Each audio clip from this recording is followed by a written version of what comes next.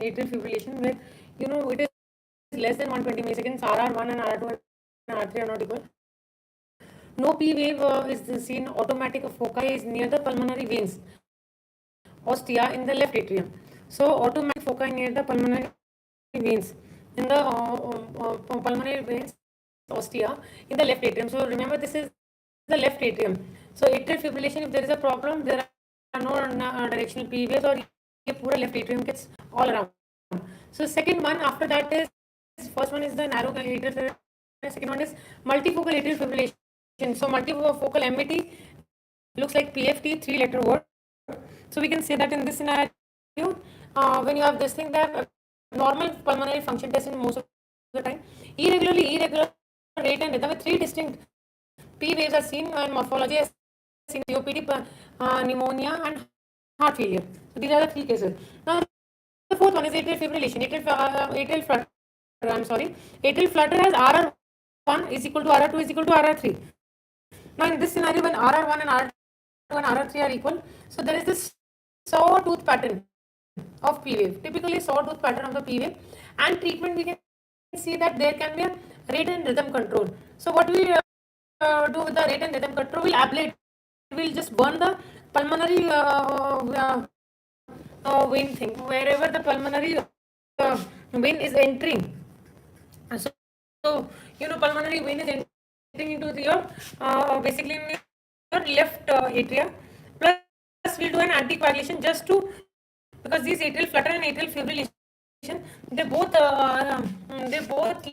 lead to a coagulation effect, because there is a blood stasis which keeps on revolving in the atrium only. So for controlling of rate, we do always we control wherever there is. We slow down the heart rate by giving beta blockers, calcium channel blockers.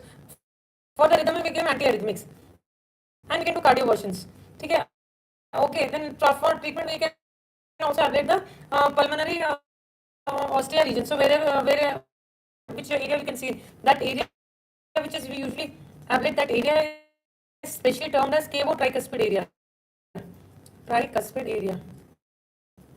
So that area we usually ablate in that region. Now the fourth one is your fifth one. First, second, third, and fourth.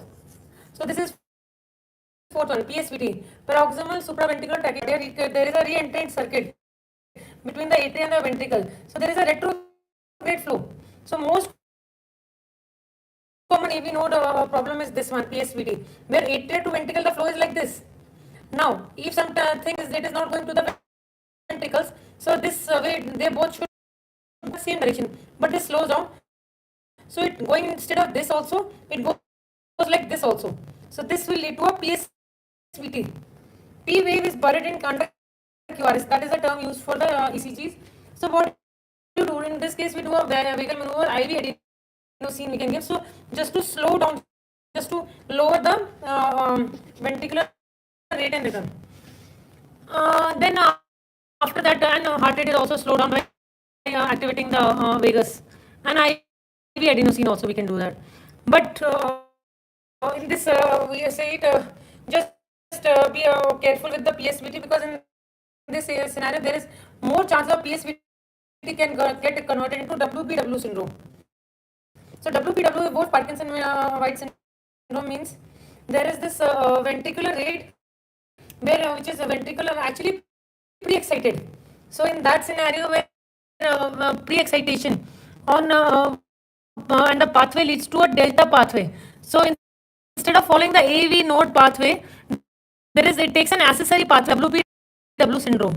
Okay, so this from traveling to atria to ventricles are already pre-excited, and this pathway leads to a shorter pathway of PR interval, and this is called delta waves. You might not see it on this thing because it might be little clumsy. It is a bundle of Kent is seen. So what we can do, avoid AV nodal drugs like adenosine, calcium channel blocker, because if we give these drugs like adenosine or calcium channel blocker, it will further stop the conduction through this pathway, AV node pathway, and more conduction will happen through this one, which is your delta waves, short accessory pathway. So we should remember. So what is the treatment for WPW syndrome? We give prokinamide, but that has a chance of having SLE. We give ibutylide. Okay, so that is an class 3 antiarrhythmic drugs. So these are the drugs we can give in WPW syndromes. Now we go for next this thing.